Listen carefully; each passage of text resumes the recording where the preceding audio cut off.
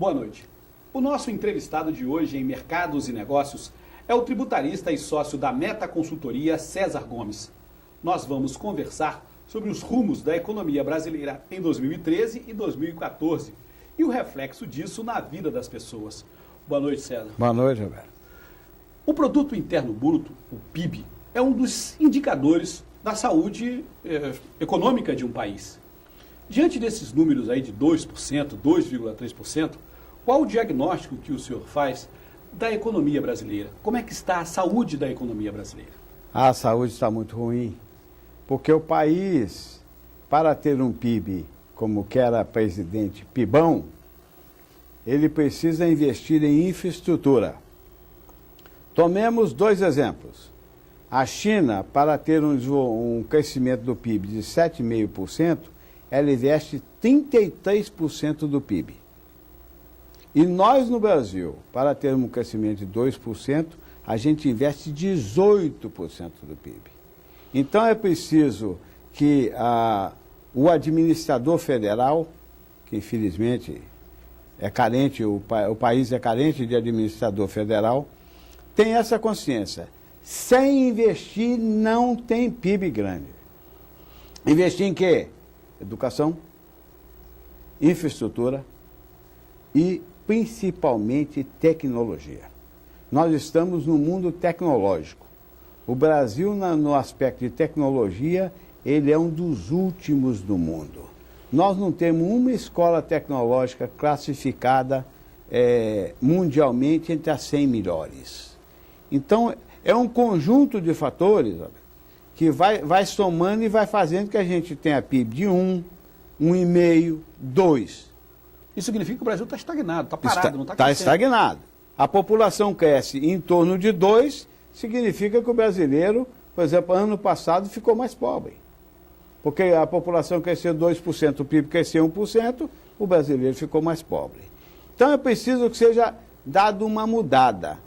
Alguém diz, mas você tem algum exemplo no mundo? Eu digo, tenho. Em 1967, é rápido, a primeira-ministra Indira Gandhi, da Índia, disse, a Índia hoje é conhecida como um país dos gurus. A partir de hoje vai ser conhecido como país da educação. Ela fez uma reforma educacional, nós estamos falando de 36 anos. Em 2025, a Índia já será maior do que a Inglaterra, terá um PIB maior do que a Inglaterra. Em 2035, acredite, Roberto, terá um PIB maior do que a Alemanha. E quem diz isso é o Banco Mundial, não sou eu. Então, a educação mudou a Índia. Pode também mudar o Brasil. E só para complementar a educação, a ONU tem uma pesquisa, Roberto, que envolve 62 países no mundo, chamado PISA. Você imagina, 62. Você imagina que o Brasil está no 57º lugar, até a de Trinidad e Tobago, até a de Colômbia, até a de Chile, até a de Paraguai. Os nossos alunos não sabem nem ler, nem fazer conta de matemática e nem noções básicas de ciência. Então, nós estamos aí com esses dados para que a população brasileira faça uma reforma. É você que vai fazer, telespectador. Não espere, comece a protestar. Que a educação brasileira é muito ruim. E é a base de tudo. As pessoas falam assim, economia, vamos conversar sobre economia. Economia é uma coisa chata, uma coisa que não dá. Economia tem a ver com tudo, né? Com tudo. Quer dizer, economia, as pessoas entenderem e conversarem sobre economia, discutirem economia, é tão importante como discutir qualquer outra coisa, porque é o emprego delas, é a comida que ela bota na mesa e a perspectiva do que vem pela frente é que ela vai saber conversando sobre economia. Conversando sobre economia. E principalmente os jornais brasileiros na área de economia eles não dão muito apoio. Então a pessoa tem que procurar na internet, tem que navegar. Mas veja, então nós estamos numa situação de estagnação, num momento em que a carga tributária no Brasil está chegando a 38%. 1 trilhão. 1 trilhão. Vai a 1 trilhão e 100. 38% do PIB. Na Índia, é proibido passar de 20. Está na Constituição da Índia. Não pode achacar o cidadão. Não pode. Então o dinheiro circula. O dinheiro circulando, ele produz, reproduz e tal. Então nós temos que ter bem essa noção. Não fuja dos assuntos econômicos, porque você não vai ser um economista. Mas outro dado negativo, o brasileiro deve endividamento, mal orientado pelo ex-presidente Lula e pelo ministro Manteiga. O brasileiro deve aos bancos e financeiras 1 trilhão e 400 bilhões de reais, incluindo aí financiamento imobiliário de veículos, o que representa uma dívida per capita de 7 mil reais para cada brasileiro. Cada brasileiro deve 7 mil reais? Em média. Quer dizer, eu, por exemplo, graças a Deus, não estou devendo. Eu estou com a sua média, então. Nós dois juntos, acho que dá uns 7 mil. É isso aí. Então, veja bem, na média é isso. Então, é um endividamento muito pesado, com juros de 100% ao ano, faz com que haja uma carga muito forte dos juros sobre as finanças da família. Quer dizer, sem dinheiro em casa, porque ele está devendo ao banco, sim. A economia não gira, porque ele não compra e tal, e começa a complicar a economia, que o senhor falou. Quer dizer, o dinheiro tem que estar na rua. O dinheiro tem que girar. O governo tira 40, os bancos tiram 30, só roda 30. E 30 para fazer 100 é difícil. Mas o que é mais importante e o que eu tenho chamado a atenção? E vou chamar a atenção do senhor pai. A sua obrigação é ensinar educação financeira para o seu filho. Essa é a maior falha que eu vejo no homem brasileiro ou na mulher brasileira que mora sozinha com seus filhos. Ensinar os seus filhos o valor do dinheiro, qual a importância da poupança, qual a poupança.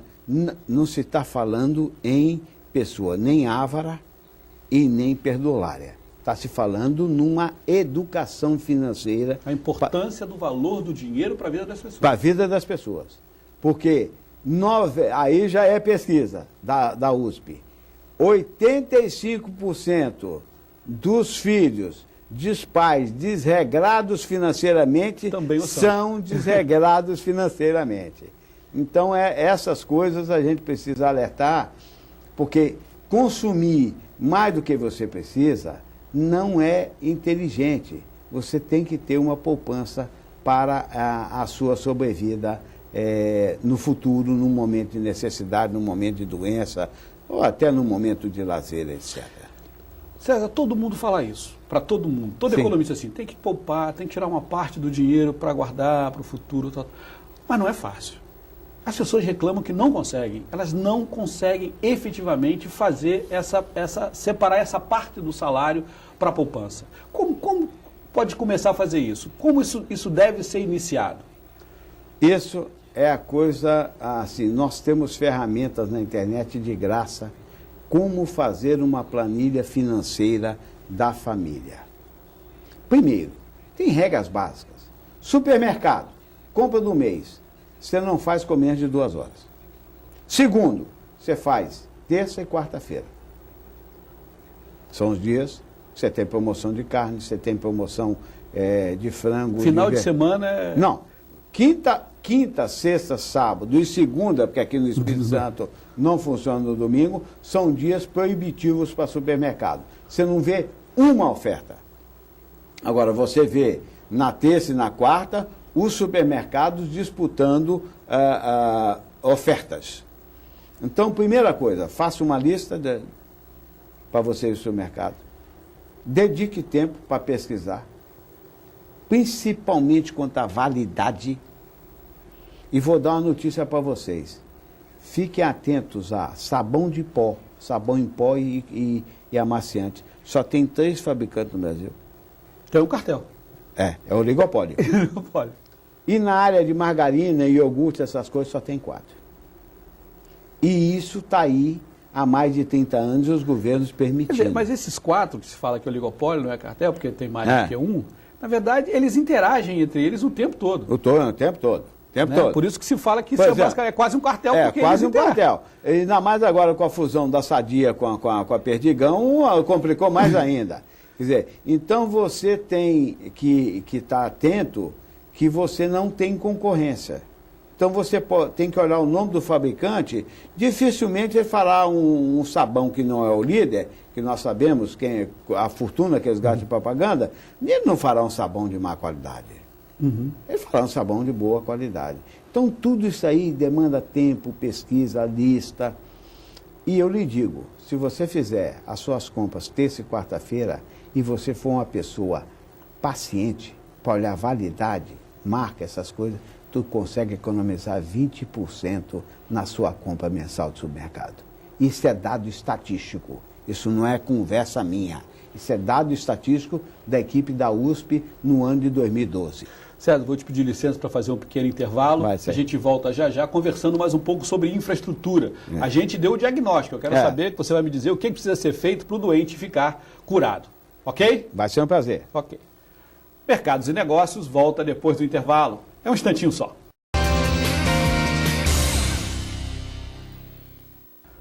Mercados e Negócios está de volta. Hoje a gente entrevista o economista César Gomes. César, no bloco anterior, a gente mostrou os problemas do Brasil e os problemas do brasileiro com relação a cuidar bem do seu dinheiro. O que fazer para esse doente voltar a ser saudável? Bom, primeiramente nós temos que estancar a corrupção, mais seriamente.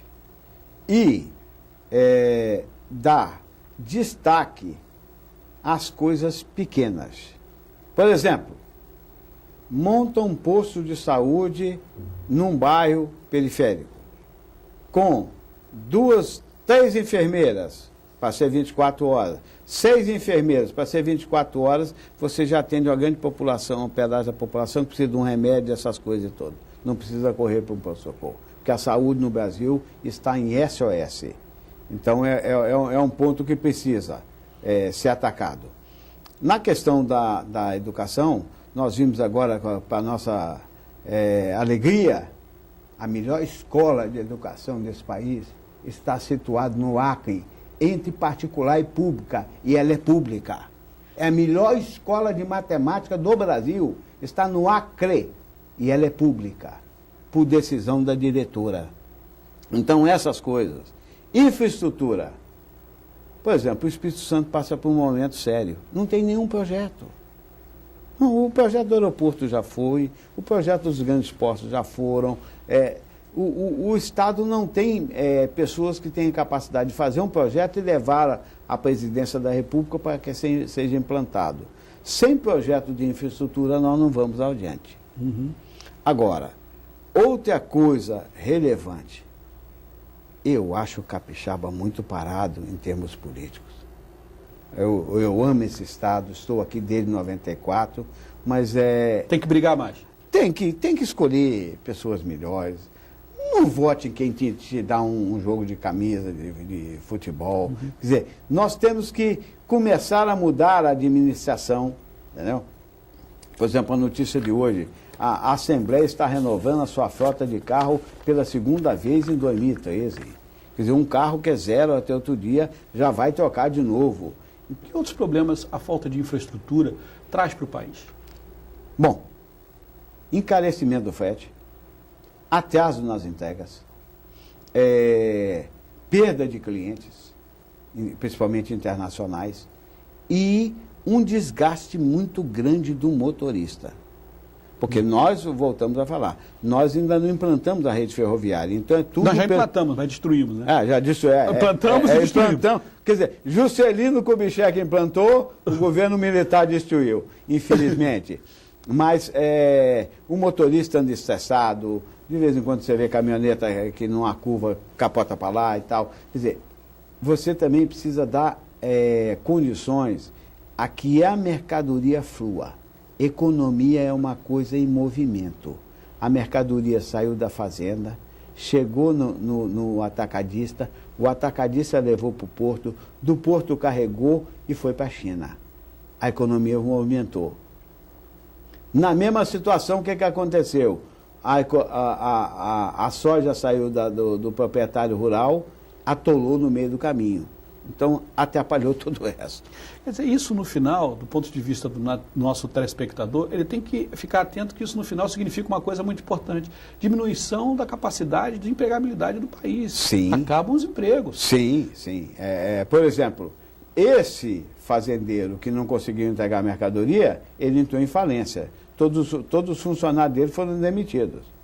Então, porque ele contava com esse dinheiro para rodar. Então, nós temos que dedicar a infraestrutura. Agora, vamos no que é sério. Neste país, nas rodovias, morrem 50 mil pessoas por ano. Nem aquele sanguinário da Síria conseguiu fazer isso em 2 anos. Ele matou 40 mil. Aqui morrem 50 mil por ano, a um custo sentimental e tal, econômico, e 1 milhão ficam incapacitados para o trabalho. Eles vão para onde? Para a rede SUS. Olha o custo que você tem na Previdência Social, que já é deficitária, que você tem com esse 1 milhão de incapacitados. No caso das mortes, o que acontece? O arrimo de família morreu, a viúva passa fome com os filhos. Agora, o machucado, ele vai para a rede pública e lá ele vai ter que ser assistido pelo INSS até os seus últimos dias. Tudo isso faz parte do famoso custo Brasil, né? Custo que carrega, Brasil. que na realidade é uma pedra imensa que a gente tem que arrastar, sem rodinha.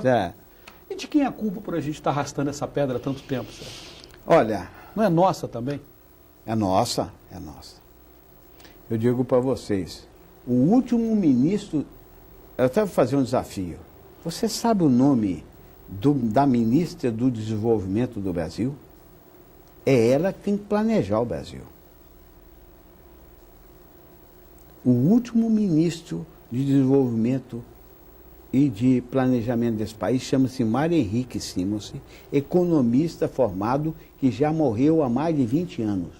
No governo Lula, o ministro do Planejamento era Paulo Bernardo, que é um jornalista, que agora é ministro da Dilma, não sei nem qual é o ministério. Então, veja bem, nós não conhecemos a Marina Belchior, qual é o passado dela econômico, aonde que ela formou.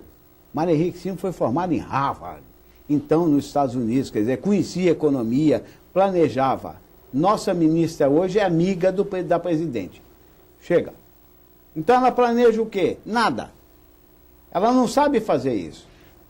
Porque ela não é formada para isso. E se você não planeja, você não vai para frente. Não se governa para amanhã, se governa para 20 anos, 30 anos, para as gerações. Sim, você tem que mudar, mas o dinheiro que você colocou na educação hoje, ele gasta 4 anos para sair. Mas se você não colocou hoje, 4 anos não vai dar nada.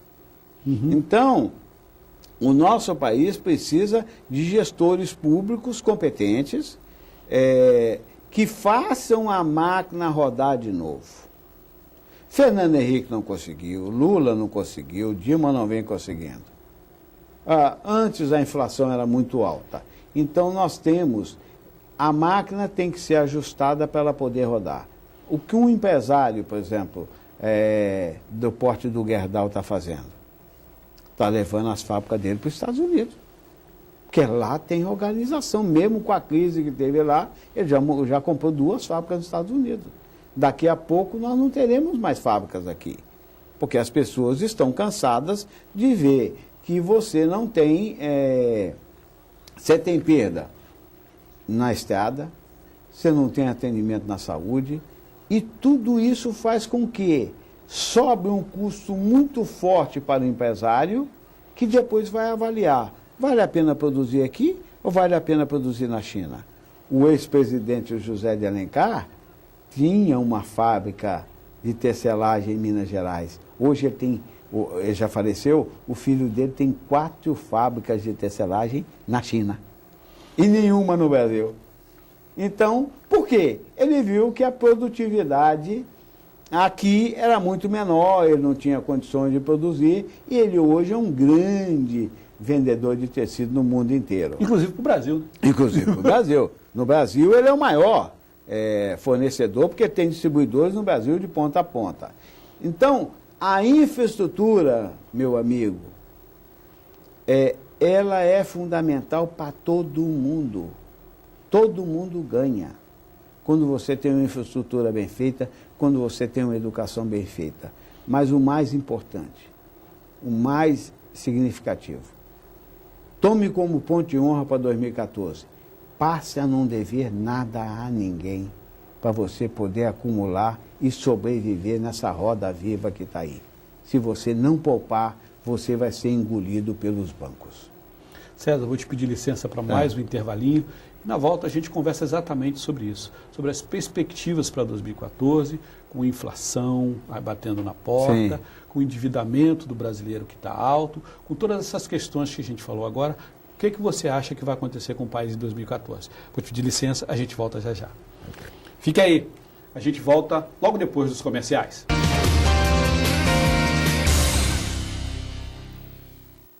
Nós estamos de volta com Mercados e Negócios, que hoje entrevista o economista César Gomes. César, no final do bloco anterior você estava pedindo ao telespectador para não esquecer de poupar, que será importante em 2014. A inflação está acima do que foi programado, foi planejado. Era 4,5%, já estourou a meta. O governo diz que está em 6,5%, que está dentro da meta, que a meta tinha 2 para cima e 2 para baixo. A gente sabe que não é bem assim, era 4,5%, que era para ser perseguido. E aí a gente tem uma alta carga tributária, a gente tem falta de investimento em infraestrutura, o governo está fazendo alguns leilões aí, investindo, dizendo que não é privatização, fala meio envergonhado, mas está fazendo, estradas, fez do pré-sal. Qual a perspectiva diante desse cenário que você tem para o ano de 2014, levando em conta que é também um ano eleitoral e as pessoas vão tentar se manter no poder e outros vão tentar conquistar o poder? Bom, 2014, nós já teremos algumas novidades na área de aeroportos. Com a Copa do Mundo, 5 grandes aeroportos do Brasil já estarão operando melhor. Isso ajuda, que tem até o gargalo aí do final de ano. Mas o que a gente tem que estar mais atento é o uso da máquina pública na eleição. Porque nós já temos um gasto muito elevado, principalmente do governo federal, em custeio. O que é custeio? É o que não é investimento, o que não é produtivo. Pagar as contas, manter a luz, pagar a luz do prédio. Isso. Né? Mas, para 2014, nós temos uma novidade muito boa, mas que vem de fora. O FMI diz que a economia mundial vai crescer 3,6%, que a China vai crescer 8,5%, que a Índia vai crescer 7,5%. Então, os nossos principais compradores, se a gente ainda conseguir resolver essa questão de infraestrutura, voltarão a comprar com mais força. A inflação está na mão do consumidor. Só consuma o que for necessário. Esse negócio de trocar carro todo ano, isso é só coisa de brasileiro. Esse negócio de trocar geladeira, porque agora tem inox com grifo, ou agora tem a geladeira retrô, isso é tudo coisa que só acontece no Brasil. Seu carro está funcionando, está bom, não troque. Você precisa de... Controle o seu consumo. Na hora que baixar as vendas, vai haver desconto, havendo desconto, a inflação chega no lugar. Quem domina a inflação é o consumidor. Não é o governo, não é esse presidente do Banco Central. Se você comprar só o necessário, para que uma mulher precisa de 50 vestidos no guarda-roupa? Tenha só 20. Para que um homem precisa de 40 ternos? Tenha só 20. Vá reduzindo, vá postergando suas decisões e vai poupando. Porque quem compra à vista, como eu tenho visto aí, tem conseguido desconto de 25%. Tem tudo isso, César? 25%. Na compra de uma geladeira agora, eu assessorei uma pessoa, falou, é dinheiro contado. O outro lá dá 20, eu dou 25. E ganhou 25% de desconto na mesma geladeira. Então, quem compra à vista tem poder de barganha. Se você compra a prazo, você não tem esse poder de barganha. Então, a sua orientação para 2014, do ponto de vista do macro negócio, do governo, quer dizer, o governo tem que fazer o dever de casa, fazer infraestrutura, investir em educação, Sim. reduzir a corrupção dentro dos governos dos vários níveis, para esse dinheiro se manter no bolso do governo para poder gastar, e reduzir custeio e fazer o dever de casa. Como uma dona de casa, não tem o dinheiro, vai reduzindo para sobrar. Isso aí. Que é o mesmo conselho para o cidadão. Todo mundo tem que fazer o dever de casa. É cinto apertado até o último buraquinho que der. Essa é a minha recomendação. Você vai dizer, mas que homem pessimista. Mas a gente tem hora que a gente tem que tomar uma decisão dura na vida da gente para falar, olha, eu vou mudar de vida. Eu vou mudar de vida. Agora, eu vou mudar de vida e não mudo, não adianta nada. César, eu queria agradecer a sua participação aqui no Mercado dos Negócios, essas orientações, esse bate-papo. Foi um prazer. Cinto apertado, cinto apertado. Cinto apertado. Agora, 2015 seu vai ser muito melhor se você apertar o cinto em 2014. Muito obrigado por você. Um feliz ano novo. Para todos nós, para todos nós. Mercado dos Negócios está terminando. Para você, um feliz ano novo. A gente se encontra de novo em 2014. Para todos vocês, uma semana produtiva e mão fechada, porque senão o bicho pode pegar. Boa noite. Até a próxima semana.